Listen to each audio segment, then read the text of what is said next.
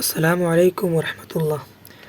آج ہم پڑھیں گے کلجگ۔ اس سے قبل ہم نے پڑھا تھا نذیر اکبر آبادی کی مفلسی نامہ، جس میں انہوں نے بتایا کہ غریبی کیا چیز ہے۔ اگر آپ غریب ہوتے ہیں تو آپ کلمہ تک بھول جاتے ہیں۔ اگر آپ غریب ہوتے ہیں تو آپ کی بیوی نہیں بلکہ پورے محلے کی بھابھی کہلاتی ہے۔ اگر آپ غریب ہیں تو آپ کے گھر کے ساز و سامان ٹوٹے پھوٹے تھوڑے موڑے الگ بکھرے جیسے ہوتے ہیں نا۔ تو غریبی پہ انہوں نے بات کی ہے، غریبی کیا چیز ہے، مفلسی کیا چیز ہے۔ آج ہم پڑھیں گے کلجگ۔ اس کی بھی جو رائٹر ہے وہ نذیر اکبر آبادی۔ ہمارے نصاب میں جتنے بھی نظم ہیں سب کے رائٹر نذیر اکبر آبادی ہی ہے، ٹھیک ہے۔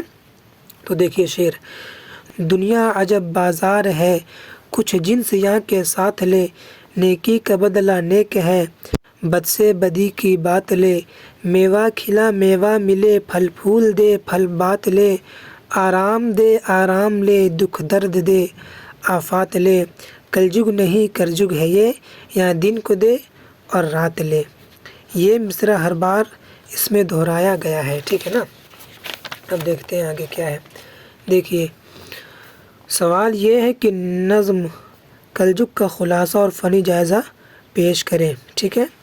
جواب دیکھتے ہیں کیا ہے اس کا۔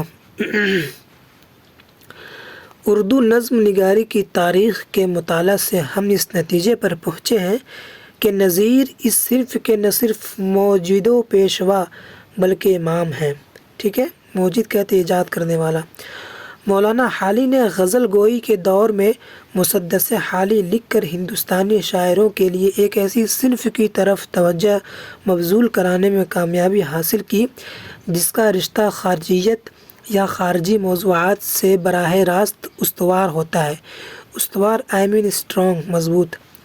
تحت العنوان یعنی عنوان کے تحت لکھنے کا اول قدم نذیر نے اٹھایا اور بڑی کامیابی سے اس میدان کے مرد میدان بن گئے، ٹھیک ہے۔ اب دیکھتے ہیں کلجگ نذیر کی طویل نظم ہے، لانگ حیت اور فنی طور پر یہ نظم ترکیب بند میں لکھی گئی ہے۔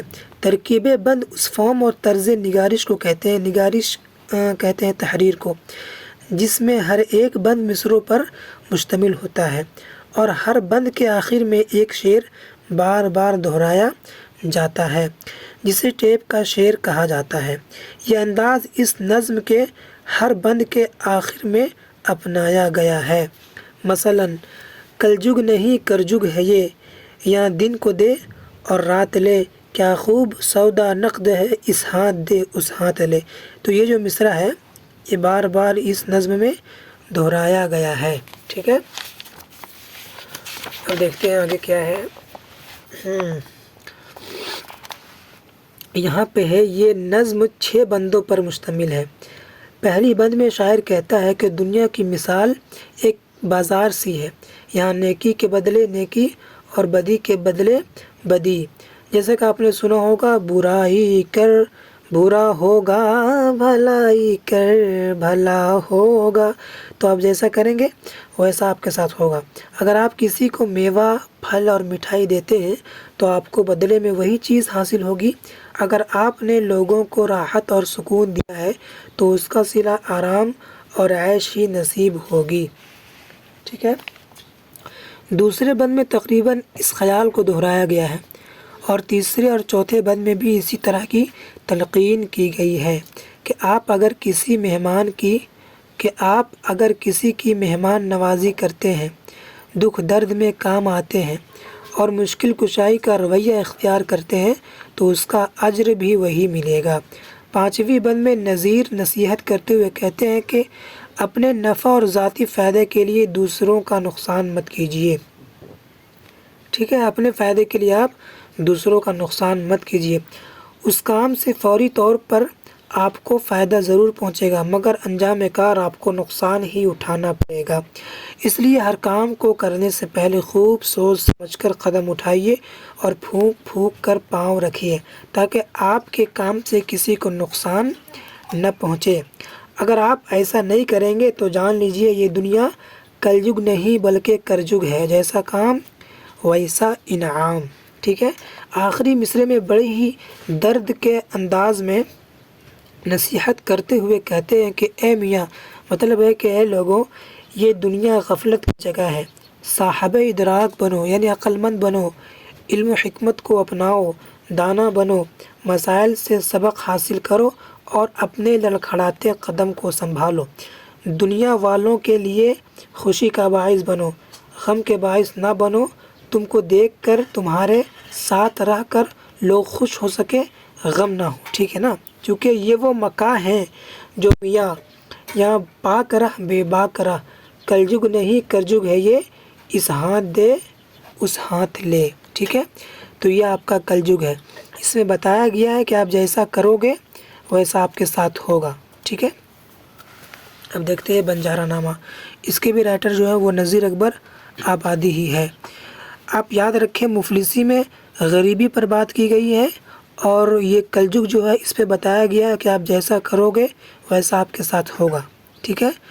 اب بنجارہ نامہ، اس میں ایک مصرع ہے کہ سب ٹھاٹ پڑا رہ جاوے گا، اس کو بار بار دہرایا گیا ہے۔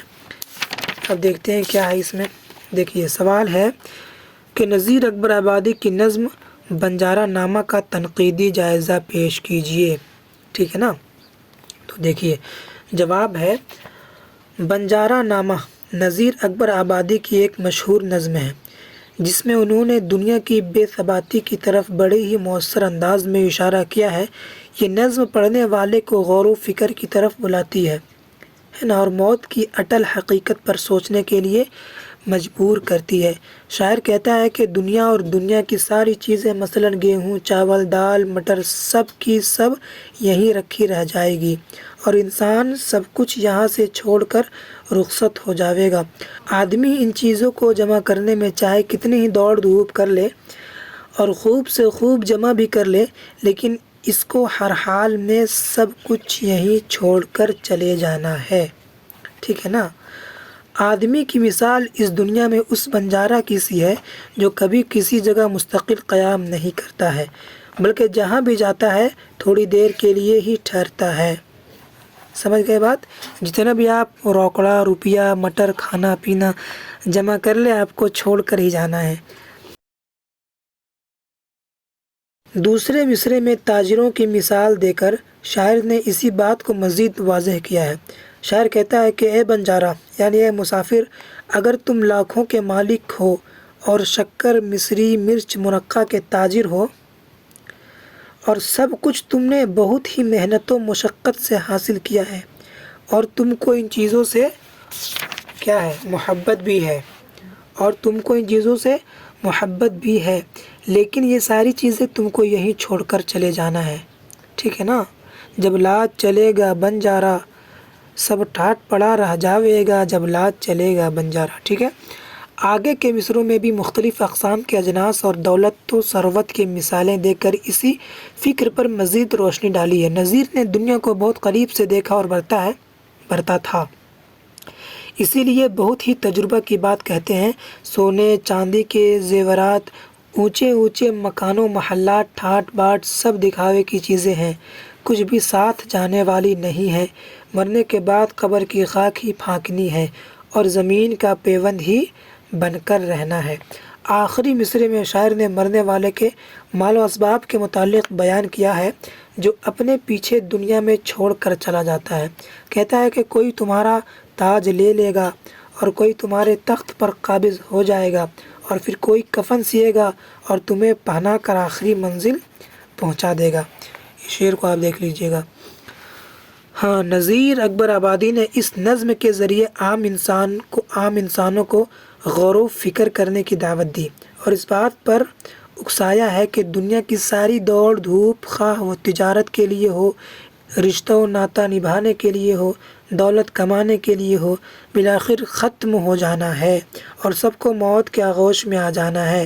کل نفس ذائقۃ الموت، اور یہاں سے خالی ہاتھ ہی وہاں جانا ہے جہاں کوئی رشتہ ناطہ کام نہیں آئے گا، جہاں کوئی خرید و فروخت نہیں ہوگی، جہاں دولت کے ڈھیر بھی نجات نہیں دلا سکیں گے، اور وہاں سب کو اس کے کیے کا ٹھیک ٹھیک بدلہ ملے گا، ٹھیک ہے؟ یہ آپ کا ہے بنجارہ نامہ۔ جب لات چلے گا سب ٹھاٹ پڑا رہ جاوے گا، جب لات چلے گا بنجارہ۔ تو بنجارہ نامہ میں انہوں نے موت کی حقیقت کو بتایا ہے کہ سب کچھ یہیں رہ جائے گا، جب لات چلے گا بنجارہ سب کچھ یہیں رہ جائے گا، ایک موت کی حقیقت کو انہوں نے بتایا ہے۔ مفلسی میں غریبی اور ایک اور ہے جس کا نام ہے کلجگ، اس میں بتایا گیا ہے کہ آپ جیسا کرو گے ویسا آپ کے ساتھ ہوگا۔ ٹھیک ہے، آج کی ویڈیو یہیں تک۔